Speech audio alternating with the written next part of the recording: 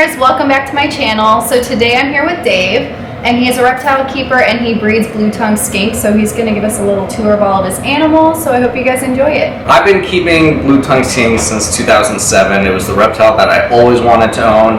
I had leopard geckos, anoles, bearded dragon, all types of fish, and I finally sort of upgraded and cashed all in on blue-tongued skinks. So let me show you a few of them. This is one of my classic northerns.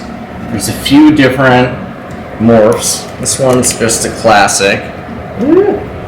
He came to me from James Wilson out of Arizona, and he is super sweet. His name is Mr. Egghead. Aww. He constantly has food on his face. And he has a brother from the same litter that I'm about to grab, and looks pretty different. So this is Carl. He is the brother of that first one I just showed you, and he's got a lot more orange than the other one. Wow. Just to show the variety that can come in from the same litter. Yeah, that's amazing. He's also super sweet. You will actually rarely see him in his little house. He's frequently just wandering around my apartment. Oh. Trying to find a comfy place on my shoes. So the fun thing about these cages is this whole operation started in my parents' basement. I had individual tanks on individual stands that were sort of lining the whole basement wall. My parents are scratching their heads saying, is this what we really agreed to? And I wanted to know if there's any way I can consolidate and save space. And I posted an ad on Craigslist looking for a builder who could build me my dream cages. And now I have 3 different custom designs that are all stackable, individual, can be taken apart. This one is made out of plywood with Duroc wall and tile. This one over here is PVC, and I have a melamine one as well. And because these guys need humidity, if you're going to go a custom building route, I do not recommend the melamine. Let me be the test subject and tell you it's not the best idea. PVC is real simple, lightweight, easy to clean, and if you can go that route, I recommend it. Let me show you some of the Indonesian species that I have as well. So this here is George. He is a red Irianjaya. There's not too many different bloodlines from Irianjayas. There were relatively new subspecies discovered only in the 90s. They're actually from Papua New Guinea. And Ray Gerge, who's one of the biggest breeders in the country, he's been working with them for a while and was able to develop this bloodline. And George is my biggest male. He breeds with the other females that I have. And let me show you one because she is pretty massive. Oh my goodness. Now this here is Big Mama. She is just about the biggest blue tongue that I have ever encountered. She kind of tops out at about 1,400 grams.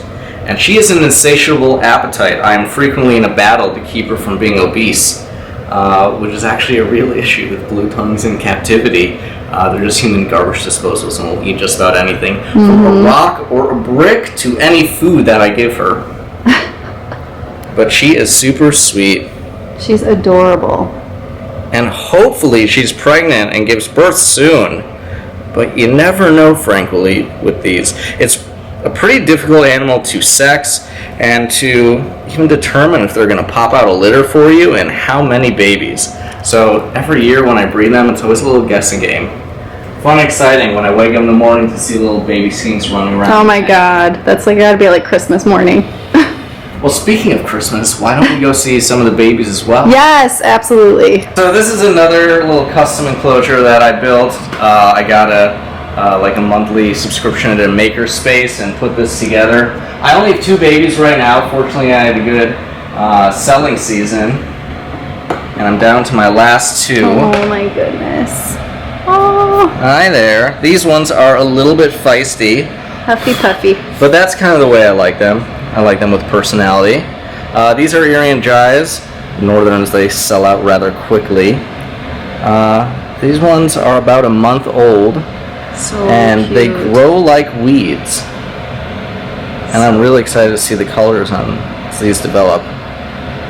Yeah, how long does it take usually for them to start developing their colors? Pretty much after their second shed, they get really vibrant, and they're going to continue getting more vibrant the first 6 months of life. After that, it's a real guessing game. Some ugly ducklings develop into beautiful swans, and some others just sort of crash and burn. You never know, but they're very That's what's lovable. exciting about it. I think it's their personality that excites me. Oh, more. yeah. You can have one that's like a real dick in the morning, frankly, and then they're sweethearts later in the evening, and you just never know what you're going to get with them. And here is the last baby. This one I'm really excited to see develop because it has this unusual dark banding around its head. The Irian Jayas, genetically speaking, are most closely related to the Eastern Australian, which is known for their traditional dark eye side banding. And this one seems to be developing something kind of similar to that. That's really cool. Man, they're so cute.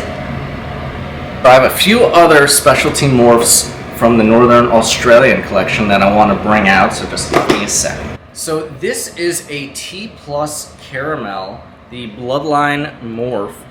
Start off with the caramel, which reduced the black siding, and then they took it to the T+, which totally reduced the iris to something very dark, almost blending into the pupil, if you can see there. That's amazing. And this one, I am hoping she is pregnant as well, and it's gonna pop any day. She's got this elevated spine and a big belly, but she's a first-time mother, so I never know what to expect. Like I said, breeding and sexing these guys is pretty difficult. For all I know, this is in fact a male that I have in my hand who's just displaying Chubby. some unusual traits, but it's not impossible either. And this one's pretty sweet. As you can see, it's got that tongue flicking out, which is all blue. In the wild, these guys are just chubby and slow and don't have much of a defense. So they have a bright blue developed tongue, which helps them warn predators. Hey, I'm poisonous, stay away from me, which is not true at all. So cool.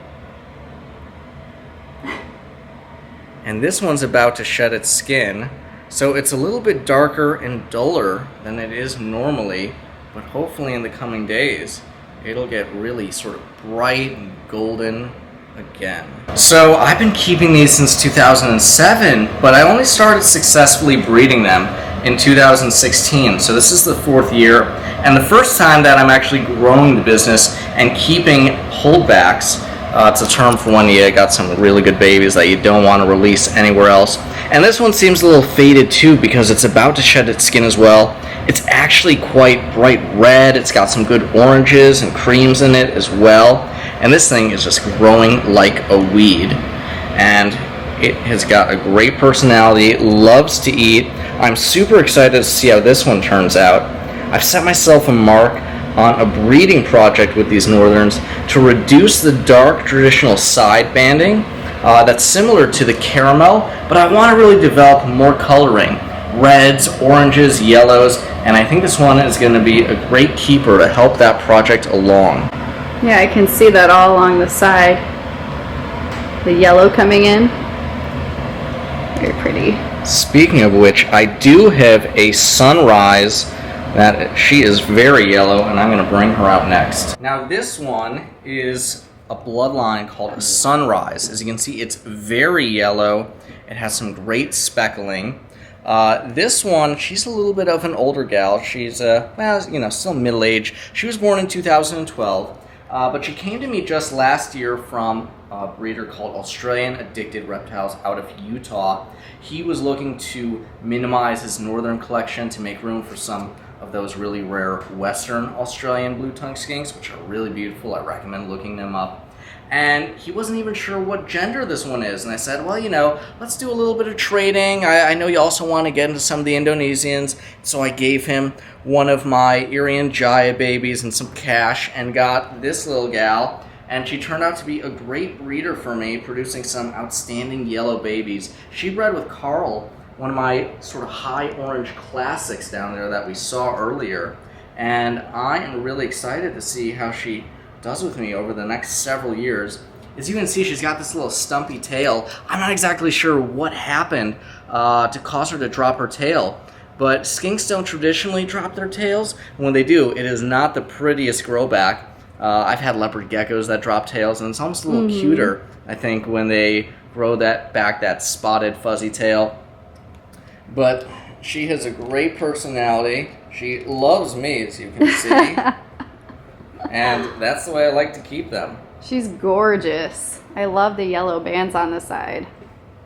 So that's a sunrise morph? This is a sunrise, and I am forgetting who originally developed this line, but it is really vibrant, which is what I like in my northerns. All right, so those are all of your blue tongue skinks, right? Yes. So thank you so much for having me today. It was so awesome getting to meet all of your blue tongues. And where can everyone find you on social media? Check me out at Dave's Skinks, Dave Skinks on Instagram, Dave Skinks on Facebook. I've also got a website, www.daveskinks.com. It's got great care info. There's a blog. Check me out. I'm always getting more babies in. If you want one, hit me up at davesbtskinks@gmail.com. I will put everything in my description for you guys to check out. So please check him out. He's awesome. He knows what he's talking about, and he has beautiful skinks available.